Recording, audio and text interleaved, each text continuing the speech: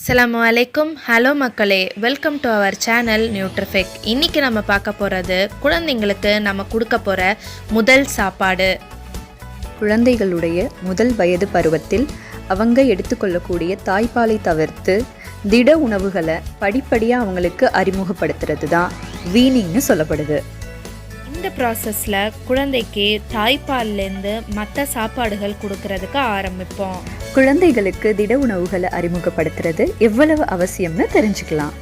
ஒரு குழந்தையுடைய பிறந்த எடை ஆனது 6 மாத காலத்தில் 2 மடங்காகவும் 1 வருட காலத்தில் 3 மடங்காகவும் மாறுபடும்.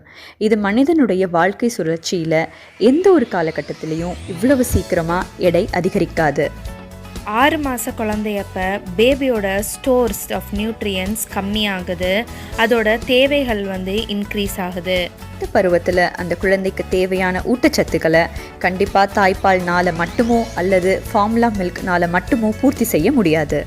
குழந்தையோட கண்டினியூவஸ் வளர்ச்சிக்காக சாலிட் ஃபுட்ஸ் ரொம்ப அவசியமாக இருக்குது. வீனிங்கை எப்போலேருந்து ஆரம்பிக்கலாம்? ஒரு குழந்தைக்கு 6 மாதம் ஆயிடுச்சுன்னா அல்லது 17 வாரங்கள் முடிஞ்சிருச்சுன்னா அவங்களுக்கு திட உணவுகளை பழக்கலான்னு FSAI ரெக்கமெண்ட் பண்ணுது.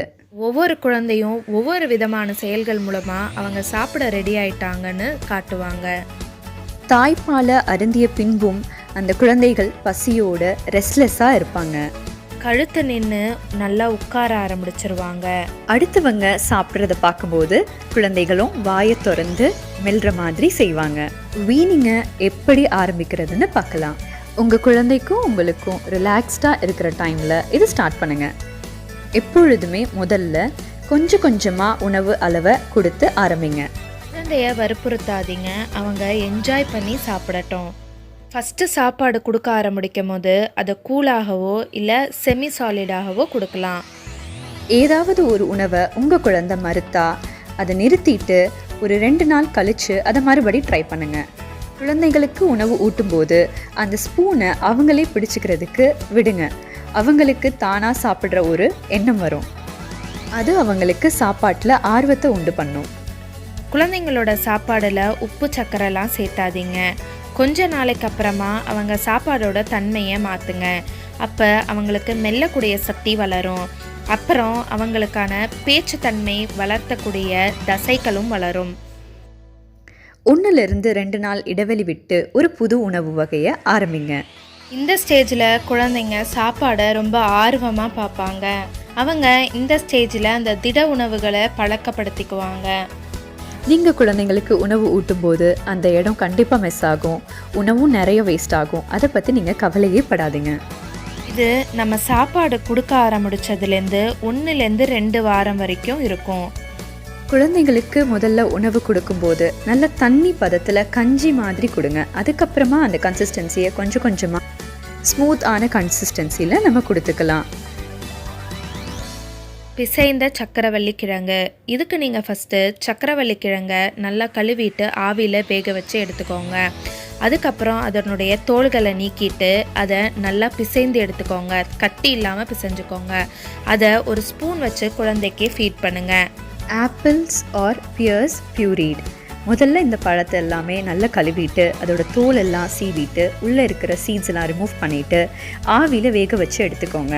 இந்த வேக வச்சு எடுத்ததை நீங்கள் ஒரு ஃபோக் அல்லது ஸ்பூனால் கூட நீங்கள் மேஷ் பண்ணி தீத்தலாம்.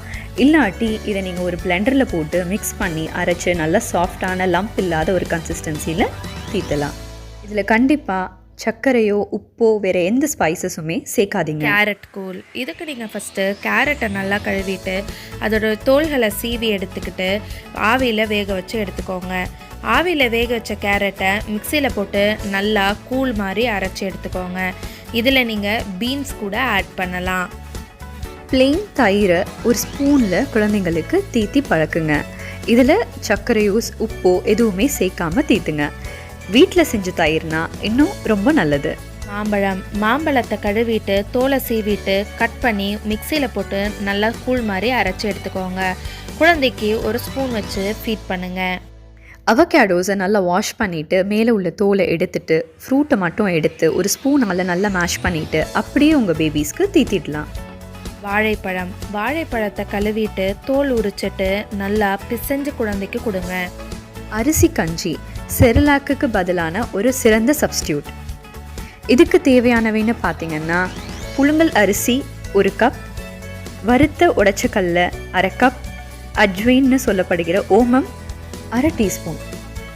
செய்முறை: ஃபஸ்ட்டு அரிசியை நல்லா கழுவி காய வச்சு எடுத்துக்கோங்க. காய வச்ச அரிசியை லைட் ப்ரௌன் ஆகிற வரை ட்ரை ரோஸ்ட் பண்ணிக்கோங்க. அது நல்லா ஆறுனதுக்கப்புறமா ஒரு மிக்சியில் போட்டு அரிசி, உடைச்ச கடலை, ஓமம் இதெல்லாம் நல்ல பவுடர் மாதிரி அரைச்சி அதை ஒரு டப்பாவில் ஸ்டோர் பண்ணி வச்சுக்கோங்க. இந்த கஞ்சி எப்படி காய்ச்சறதுன்னா, முதல்ல நீங்கள் அரைச்சி வச்ச பவுடரை 2 டேபிள் ஸ்பூனை கொஞ்சம் தண்ணியில் கலந்துக்கோங்க. அப்புறம் இதை அடுப்பில் வச்சு கட்டி ஆகாமல் கிண்டிகிட்டே இருங்க.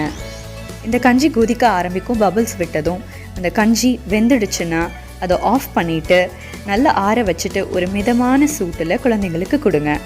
இதில் முக்கியமானது இந்த கஞ்சியோட பதம் நல்ல தண்ணியாக இருக்கணும். அதனால் நிறைய தண்ணி சேர்த்து இந்த கஞ்சியை காய்ச்சுங்க. மக்களே, உங்களுக்கு இந்த வீடியோ பிடிச்சிருக்குன்னு நம்புகிறோம். எங்கள் சேனலை சப்ஸ்கிரைப் பண்ணாதவங்க சப்ஸ்கிரைப் பண்ணிவிடுங்க. உங்கள் ஃப்ரெண்ட்ஸுக்கும் ஷேர் பண்ணுங்கள்.